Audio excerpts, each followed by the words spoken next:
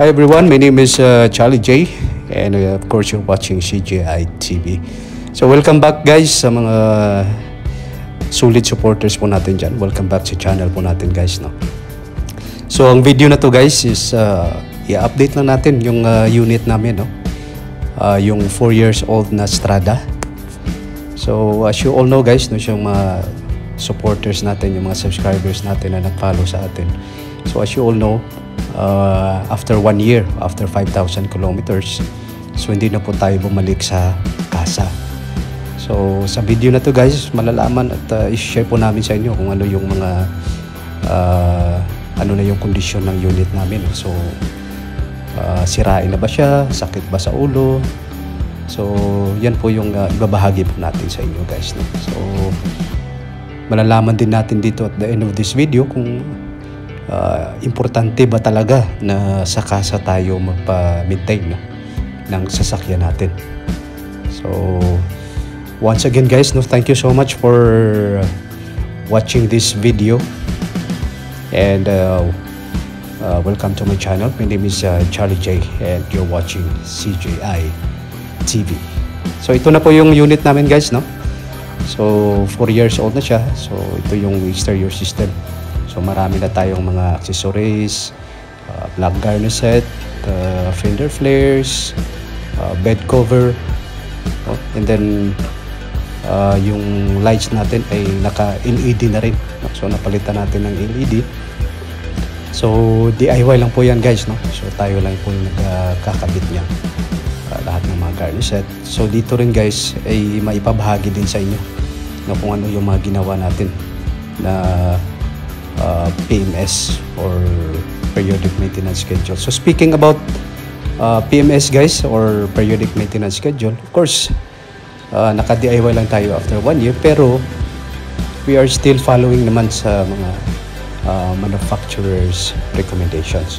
So yung basic lang namin guys na fina-follow is hindi naman kami masyadong nagbabasa ng owner's manual kasi masyadong mahaba yun, no? So yung ginagamit lang namin dito guys, yung ginagamit ko lang dito sa pag-maintenance sa sasakyan ay yung tinatawag na blow baguettes. So di ba? Napaka-basic lang. So speaking about blow baguettes, so alam naman natin yun guys, no? So lalo na pag driver kayo at saka car owners kayo. So yan lang po yung binabasihan natin, no? Blow baguettes, yung battery, lights, oil, water or coolant, and brake, air conditioning system, and letter G yung gas or fuel, and letter E engine, letter T tire. So isasali ko dito guys kung yung mga special tools na kailangan natin para okay yung pagdi-DIY natin, no? So of course letter S, of course, special skill. So idadagdag ko yan, no? So paano tayo magkakaroon ng special skill sa pag-DIY natin, and then of course yung letter S din, yung self natin, of course kailangan din natin na updated yung license natin. Of course yung sa LTO registration every year kailangan din natin i-update, no? So wag natin patagalin guys, no? So ito po yung update and review ng 4 years old na sasakyan natin, yung Mitsubishi Strada 2020 manual transmission model yung sa amin. So once again guys, bago matapos yung video na to, pag magustuhan nyo, so huwag nyo kalimutan mag-subscribe pag bago pa kayo sa channel natin. Of course, also please don't forget to click on the bell notification button so that ay updated po tayo lagi, no? So lalo na guys, no, abangan po ninyo yung mga video tutorial natin sa pag-DIY, no? So marami po tayong mga videos na i-upload dito sa channel natin guys, no? So mga step by step, mga basic procedure para makatulong po sa inyo kung kayo ay may plano na mag-DIY. So ito po yung unit namin guys, no? So ito yung kondisyon ng sasakyan namin, i-share po namin sa inyo. So once again po, salamat, no? Thank you so much for watching this video guys. My name is Charlie J, and you're watching CJI TV. So start po tayo guys, no? Letter B ng blow baguettes. Of course, we will start with battery, no? So i-update po natin kung ano yung condition ng battery natin. Of course, kailangan natin i-open yung hood. So mostly guys, yung mga nakita ko sa ibang car owners, no, yung mga battery nila tumatagal lang ng 1 year and 6 months, 2 years, yung iba 3 years. Pero sa amin guys, no, original pa to, no? So hindi pa tayo nakapagpalit ng battery. So I think yung condition nito guys, aabot pa to ng kahit na more than 5 years. So tamang alaga lang, kailangan natin tingnan yung battery solution level. Tsaka of course gagawa rin tayo ng tutorial paano tayo mag-alaga ng battery. So yung terminal, tsaka yung level niya, kailangan natin yan alagaan guys, no? So original pa rin, no? Original pa rin yung battery natin. So speaking about battery guys, of course wag natin kalimutan yung key fob natin, no? So sa amin guys, I think mga more than 2 years yung original na battery. So na-lowbat na siya, so pinalitan namin ng Panasonic. But after, I think hindi siya umabot ng 1 year, na-lowbat na rin siya, so pinalitan namin ng Duracell. So after that, more than 1 year na yung Duracell, pero hindi pa siya na-lowbat. So nagpalit kami ulit, no? So hindi na namin inaantay na malowbat yung key-fob bago papalitan. So mas maganda guys na kahit hindi pa siya lowbat, papalitan na natin para ready palagi yung key-fob natin. So hindi naman ganun kamahal guys, no? CR2032 yung type ng battery na ipapalit natin dito. So letter L sa blue baguettes natin guys, no? So yung lightings natin ay na-upgrade na po natin, no? From halogen to LED. So yung high beam, low beam, fog lamps, yung DRL natin, daytime running lights, and also the parking lights ay na-upgrade na po natin, no? So DIY din po lang yan guys, no? So ako po yung nagkabit niyan. Kahit na medyo mahirap, pero sulit naman po, no? Kung tayo yung nagkabit, no? Of course I'm proud kasi kaya pala natin i-DIY, no? So okay na po guys pag naka-LED, no? Kasi maliwanag na kahit na gabihin tayo sa daan. So fog lamps, yung high beams at low beams.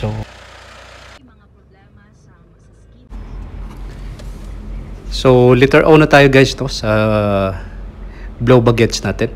So, speaking about letter O, of course, we are talking about oil, no? So engine oil, manual transmissions oil, rear differential oil, no?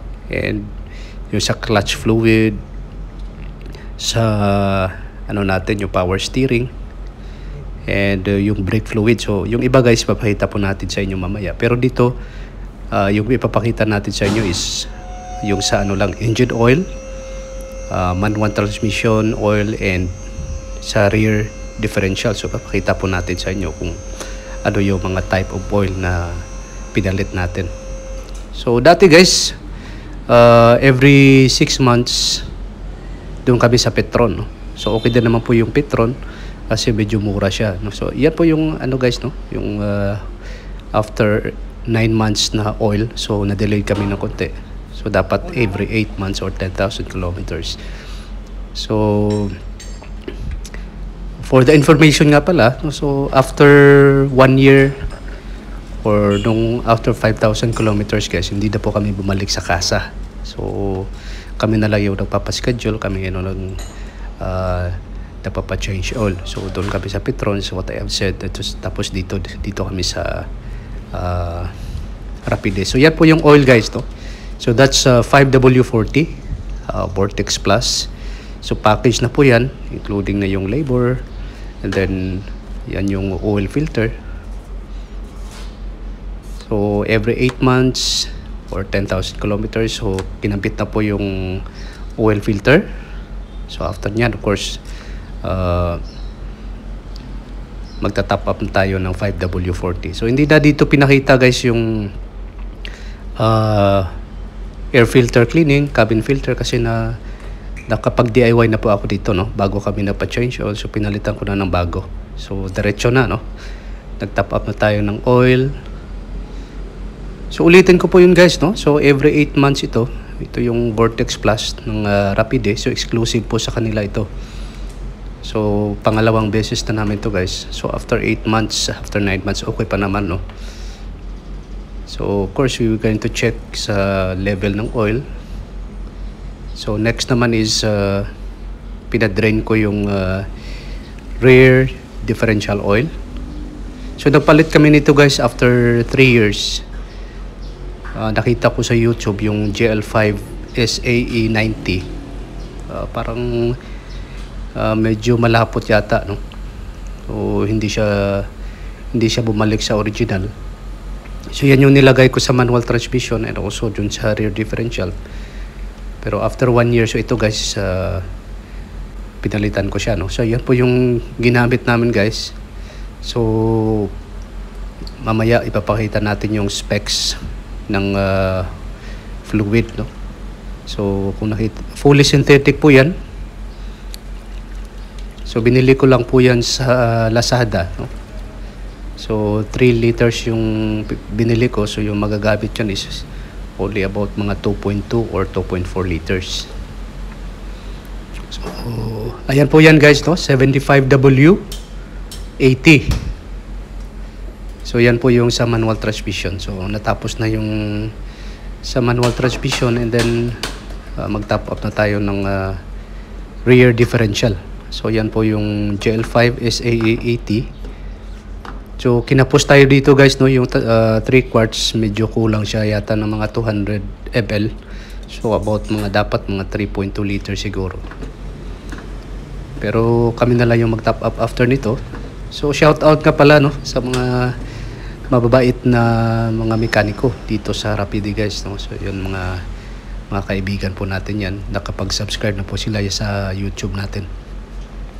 So napakabait nila guys, no? So kung ano yung mga request namin, so anong mga kailangan namin.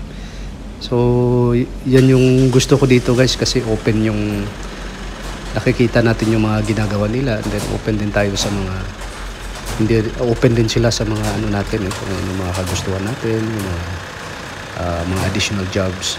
So pwede pakiusapan. So kung napansin nyo guys, 1 click lang, no? So okay pa rin yung battery namin after 4 years kasi alagang-alaga. So after nyan, so dito guys, hindi na namin pinakita yung battery brake, no? So pina-servicean namin yung disc brake namin. So nakita ko dyan na ano lang, na makapal pa naman. So ito nga pala yung nabayaran namin guys, 6,400. So this includes only yung oil filter and then yung 7 liters na 5W40 and then labor ng brake cleaning and servicing. So dalawa, no? So disc brake lang, so hindi po kasali yung sa likod, and labor din sa pag-top up ng manual transmission and sa rear differential. So hindi na natin pinakita dito guys, no, yung sa brake cleaning, sa ibang video na lang yun, no? So continuation pa rin tayo guys, no, sa letter O. So speaking about oil or fluids, so hindi lang yung manual transmission, rear differential, hindi lang yung engine oil, but we have to replace also yung sa brake fluid natin, no? Pag 30,000 kilometers na. So yung ginawa namin guys is DIY lang, no? So ako lang yung napalit. So nag-bleeding kami sa brake fluid. So nakita nyo yan guys, no? So gagawa rin tayo ng video niyan, tutorial kung paano tayo mag-bleeding, no? Para tayo na lang yung gagawa. So hindi ko na pinagawa to sa shop. So bumili ako sa Lazada ng mga brake fluid flushing kit. And so sa sinabi ko guys, yung clutch fluid kasali din po yan, no, sa every 30,000 kilometers. Kung napansin nyo guys, medyo maitim na, no? So mas maitim siya compare sa brake fluid. So same lang guys, no, DOT4. Maganda kasi yung DOT4, mas mataas yung boiling temperature, no? So I think nasa 155 compare natin sa DOT3. Yung Prestone DOT3 nasa 140 lang. So mas maganda yung recommendation talaga ng Mitsubishi yung gagamitin natin. So nag-flush out kami dito guys ng clutch fluid. So yan rin yung ginamit ko, yung ginamit ko sa brake fluid na flushing kit. So fit naman siya, no, sa uh, concentric sleeve cylinder ng clutch natin. So ulitin natin guys, every 30,000 kilometers papalitan, magpa-flush out din tayo ng clutch fluid tsaka brake fluid. Kung napansin nyo guys, no, so ganyan kaitim yung sa clutch fluid natin. And then not only clutch and brake fluid, but yung sa ano din natin sa power steering. So nakapag-flashing na din kami guys, no? So DIY rin, no? So bumili lang tayo ng brake fluid, power steering fluid sa Lazada. So yan po yung recommendation ng Mitsubishi guys, no? So gagawa rin tayo ng tutorial nito kung paano tayo magpa-flush out ng power steering. So yung ginawa ko dito guys, so hindi na ako nag-drive, no? Hindi na yung iba kasi pag mag-top up sila dapat i-drive nila. Saan pinaandar ko lang yung sasakyan, pero nilagyan ko lang ng jack stand.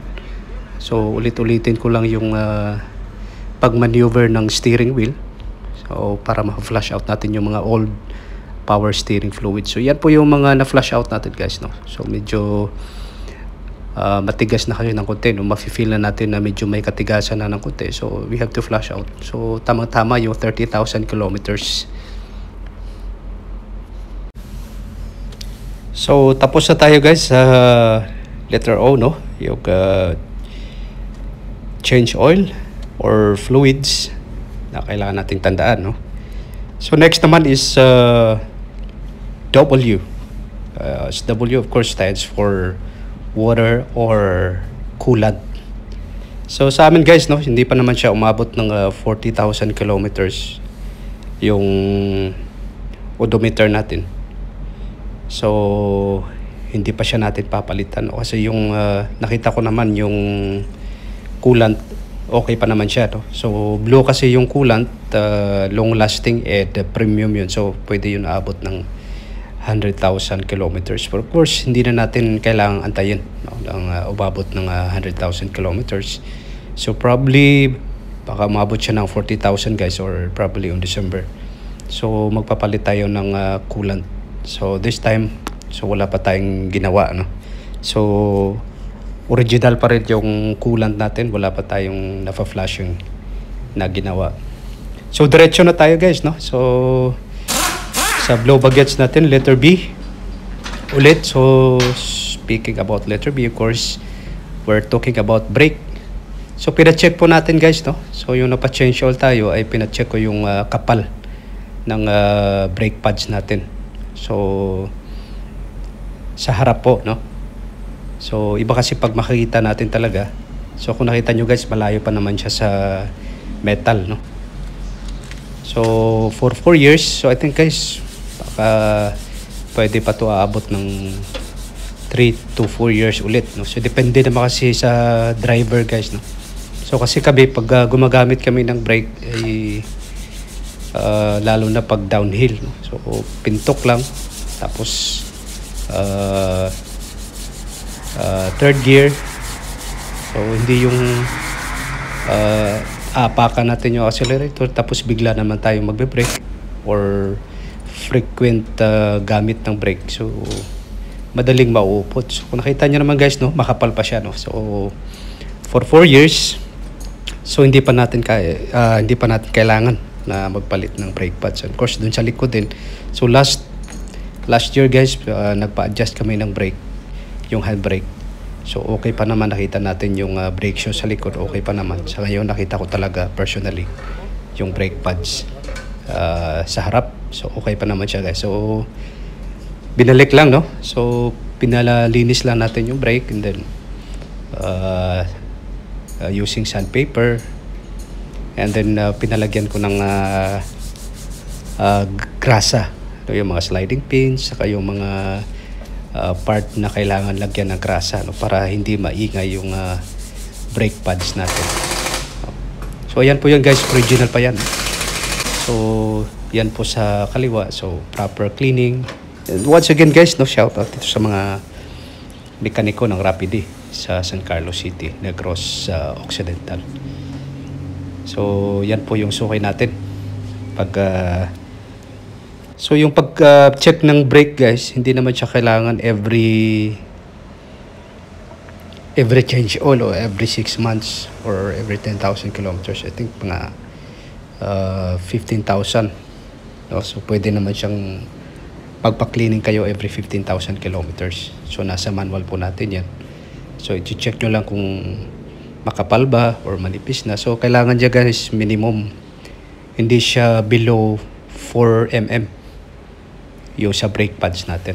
So pag below 4 mm na siya, wag na natin antayin na umabot yung sa metal part kasi mag-iingay yun. So pag hindi rin natin papalitan, masyadong manipis na, so masisira yung rotor disc. So mas mahal yun guys, no? Compare sa pag magpalit tayo ng brake pads. Actually bumili na ako guys ng replacement sana, yung Brembo. Kaya lang nakita ko medyo makapal pa naman, so sayang din. And then advice din ng mga mekaniko na makapal pa. So ayan guys, no? Shout out sa kaibigan natin na mekaniko doon sa Rapide, Negros Occidental, San Carlos City, no? So yan din po, kababayan ko po yan, no? Sila yung gumawa, no? Sila yung nag-service ng brake pads natin, and then nag-change oil, and nagpalit ng manual transmission oil and also differential oil.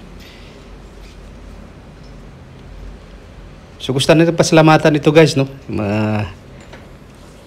Mga mababait na mga mekaniko na gumawa ng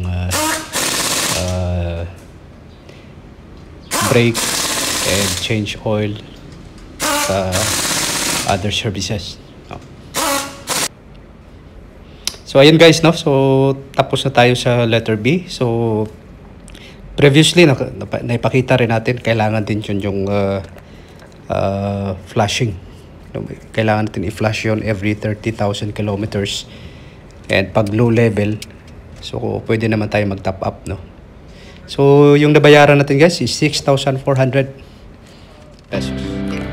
So 6,400 guys, included na po yung 7 liters na 5W40 oil, and of course kasali na rin dyan yung oil filter, and then labor natin sa manual transmission, change oil, and also sa rear differential and brake cleaning. So 6,400 lahat. So letter A na tayo guys, blow bagets, no? Pag sinabi natin letter A, so alam naman natin yan, no? So A stands for air. So speaking about air, so nandyan yung air conditioning system natin. At saka yung pinaka-importante, of course, yung air filter element.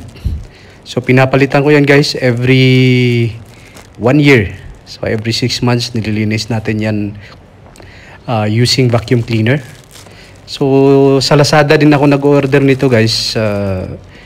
Combo na siya, no? Including air filter element, cabin filter, at saka yung fuel filter. So hindi siya umabot ng 700 sa Lazada, no? So naka-combo yung order natin. So may nabasa ako guys na sinasabi nila na wag daw tayo masyadong maniwala pag masyadong mababa yung presyo, yung price ng combo filters. But in our experience guys, I think nasa 2 years na, no? 2 years na gumagamit ako nito, or 3 years na. So okay naman guys, wala naman naging problema, no? So yung pagpapalit nito is every year. Of course DIY, tayo lang yung nagpapalit niyan. And then after 6 months nililinis natin yan using vacuum cleaner. So air filter element, yung cabin filter ganun din.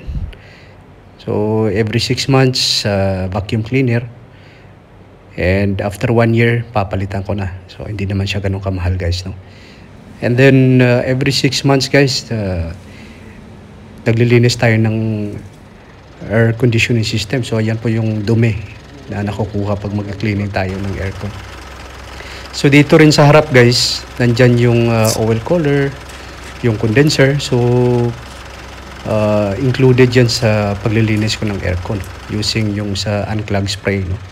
So yung iba kasi guys, pag hindi nila nililinis yan, they are recommending to use auxiliary fan, but for me hindi na kailangan, no? As long as malinis dyan, nililinis natin guys, okay na okay yung aircon natin. So far guys, wala tayong naging problema sa aircon, no? So malamig na malamig. So alagang-alaga yung aircon, wala pa kaming naging problema. So letter G na tayo guys, no? Gas or fuel sa blow bagets natin. So normally guys, every 6 months, so gumagamit ako ng fuel treatment.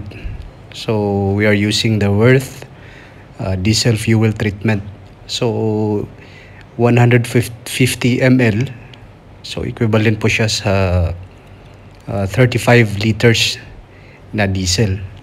So every 6 months po yun guys ginagamit. And then sa kanyang instruction is every 2,000 kilometers. Pero sa amin guys, so every 6 months, so hinahalo po natin siya sa diesel tank. So ginagawa ko yung 70 liters, tapos magta-top up ako ng dalawang 150 ml na diesel treatment. So far guys, no, so maganda pa rin yung fuel system natin. So ang daming mga advantages na pag gumagamit tayo nito guys, no. So wag nating kalimutan, no. So kung sakasa man kayo PMS, so wag yung kukunin yan, no. So napaka-importante po yan, no. So malaking tulong yan sa combustion chamber natin, no. Yung sa mga injector natin, so mayroon siya kasing parang self-cleaning pag hinahalo natin siya guys, no? So yung mga carbon deposits dun sa combustion chamber natin ay malilinis niyan. So magaganda yung hatak natin. Of course, pag palaging malinis yung air filter natin, so magaganda yung fuel and air ratio, no? So speaking about fuel din or gas sa blow bagets natin guys, so every year nagpapalit tayo ng fuel filter. So yan yung ginagamit ko guys, merong water separator, so F196. So DIY lang, no? So tayo yung gumagawa niya, napapalit tayo. So medyo nung una medyo nahirapan tayo guys, pero after I think this is already third time na nagpalit tayo ng fuel filter. So nasanay na tayo, so nakapag-develop tayo ng skill. So okay naman po guys, no. So kung napansin nyo, medyo madumi na yun after 1 year, no? So meron lang tayong mga dapat tandaan, no, yung mga basic steps. So of course guys, abangan nyo po yung mga tutorial natin yan, yung mga step by step, yung mga actual procedure na gagawin natin sa pagdi-DIY natin guys, no. So far okay naman guys, no, wala kaming problema sa fuel system namin, yung tangke malinis. So yan po yung ginawa natin nung nagpalit tayo guys, nag-bleeding tayo para siguradong walang hangin na pumapasok sa combustion chamber natin. And then siguraduhin natin na walang leak. So yung mga binaklas natin, siguraduhin natin na tama yung pagbalik. So letter E naman tayo guys, no. Sa blow bagets natin, malapit na tayong matapos, no. So far guys, 4 years na yung sasakyan namin. So never pa tayo naka-experience ng hard starting, no. And okay pa naman yung engine ng Strada namin, no? So pag pinaandar namin, 1 click lang.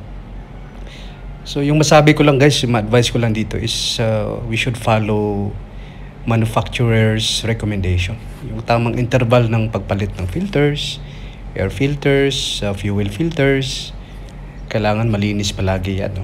And nag-apply din tayo ng diesel fuel treatment na to ensure na maganda yung air fuel ratio natin. So pag pinaandar natin, so 1 click lang, and tested and proven pa rin. So kahit na gagamitin yung sasakyan for long distance travel guys, 4 to 5 hours, 4 to 6 hours na continuous, no. So continuous yung travel. So never pa kami nakapag-experience ng overheating. So yung clutch fluid, power steering, and transmission oil, yung differential oil. So kailangan natin tandaan yun guys, no? So every 30,000 or every 3 years kailangan natin palitan yun, no? So babalik din naman sa atin kung paano tayo mag-alaga ng sasakyan natin guys. Ibabalik din sa atin, no? Kung hindi natin sinusunod yung mga manufacturer's recommendation, so malamang magkakaproblema tayo sa daan. So narinig nyo guys, no? So maganda pa rin yung andar ng 4 years na strada namin, no? So kahit na hindi siya alagang kasa, so okay pa naman, no? Pwede tayong makapag-compete yung mga alagang kasa na mga strada. So kahit naka-DIY, as long as we are following yung mga proper interval ng changes ng oil, so most especially yung engine oil guys, no? So we are always using 5W40.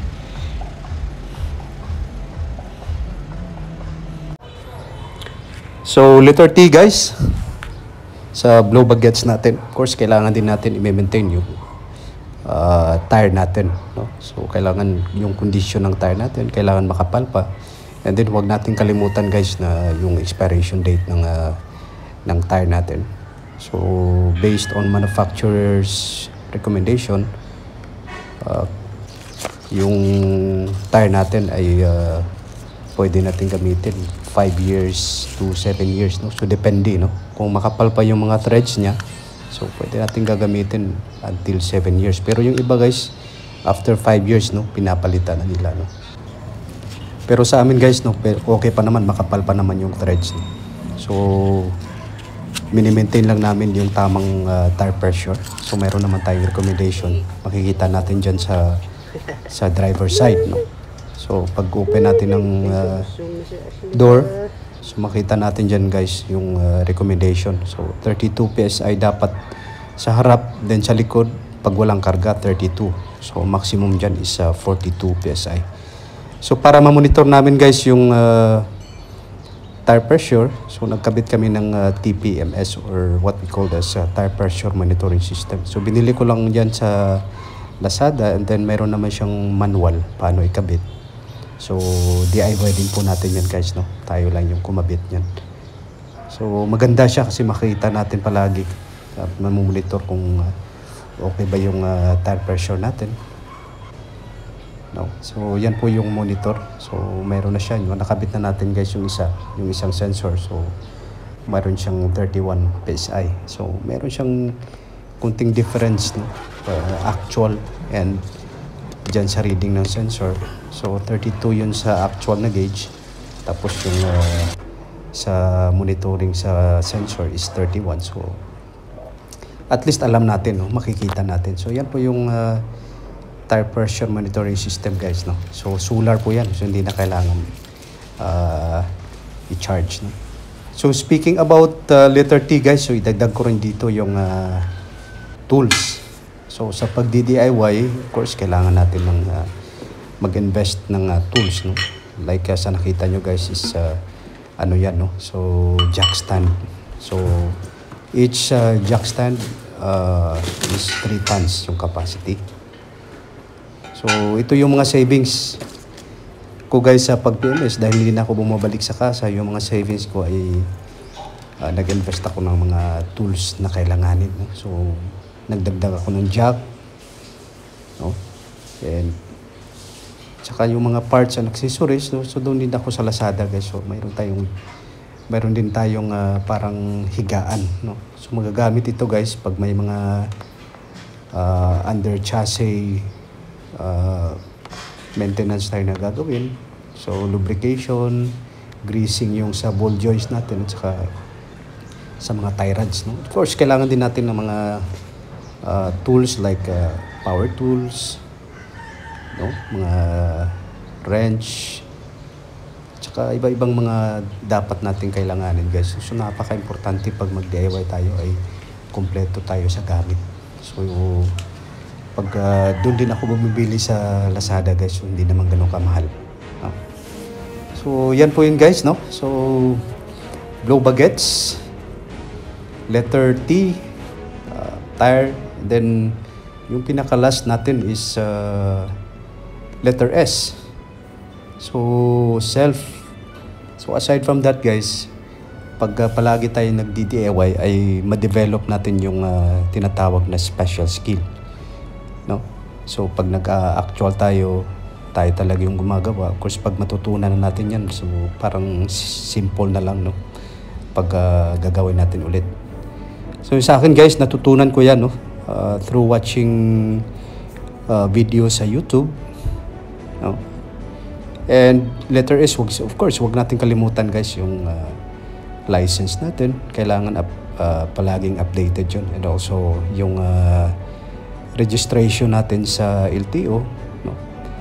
Kailangan kumpleto din para pag kahit saan tayo pumunta, of course, wala tayong magiging problema, no?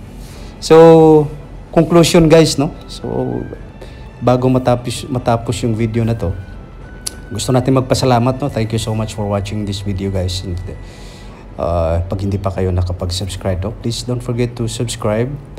And also please don't forget to share. And please don't forget to click on the bell notification button so that you are always updated pag may mga bago tayong mga videos na i-upload guys, no? So, coming po yung mga video tutorial natin sa pagdi-DIY. So, lahat ng mga ginawa namin, change oil, change fluids, flashing ng brake, no?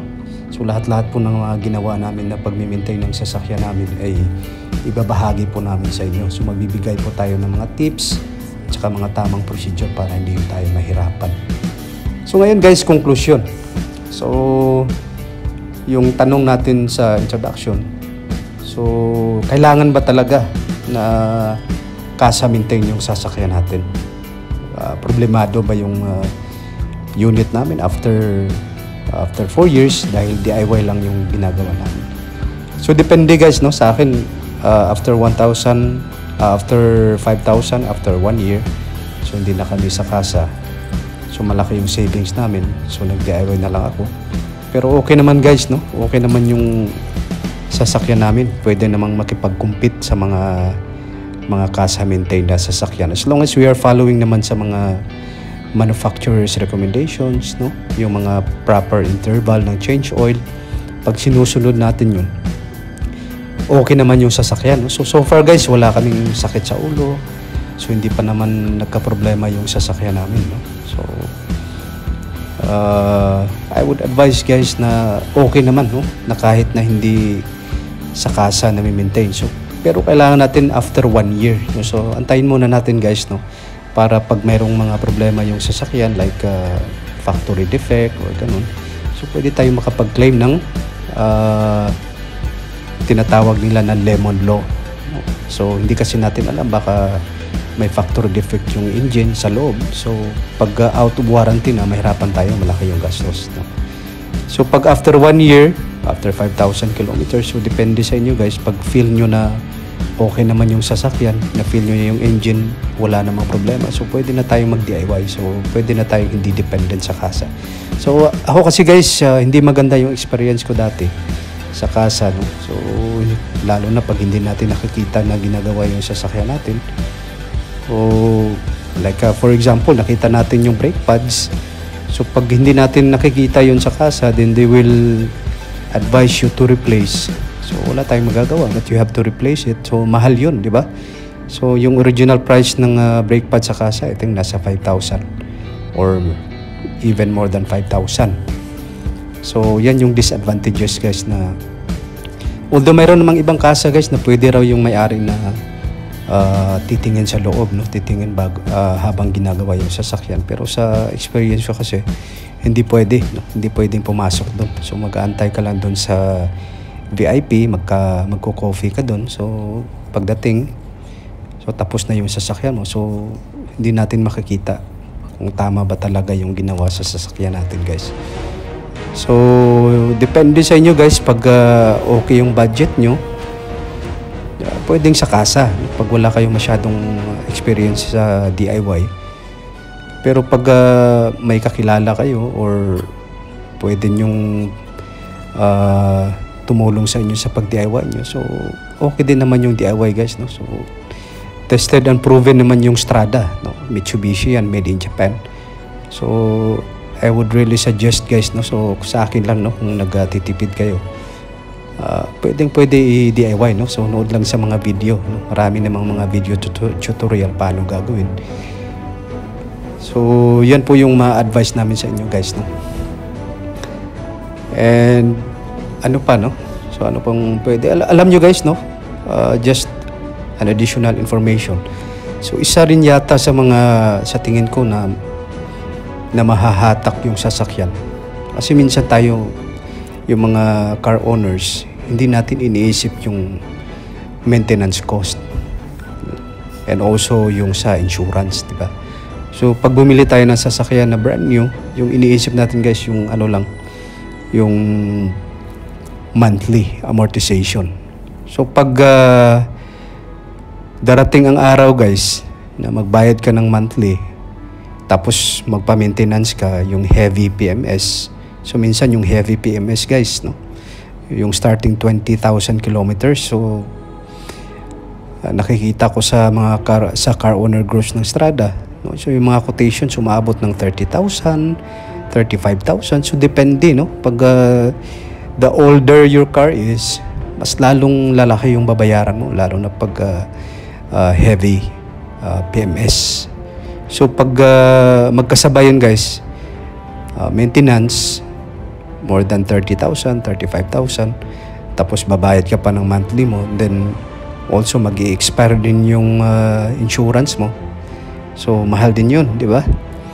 And then mag-i-expire din yung sa registration mo, kasi after 3 years ikaw na yung babayad sa LTO, no? So dapat i-update natin palagi yung registration natin para hindi tayo mahuhuli kasi tayo pupunta guys, no?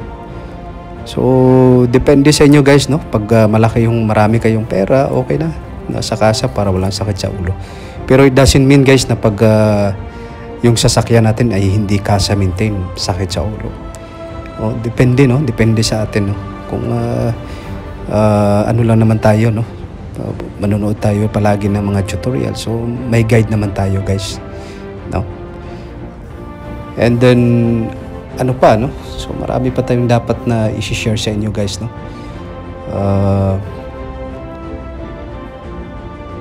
So far yun lang naman, no. So hanggang dito na lang guys, no.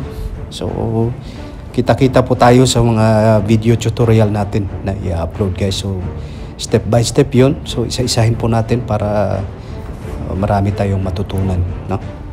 So thank you so much guys. Thank you so much for watching my video. My name is Charlie J, and of course you're watching CJI TV.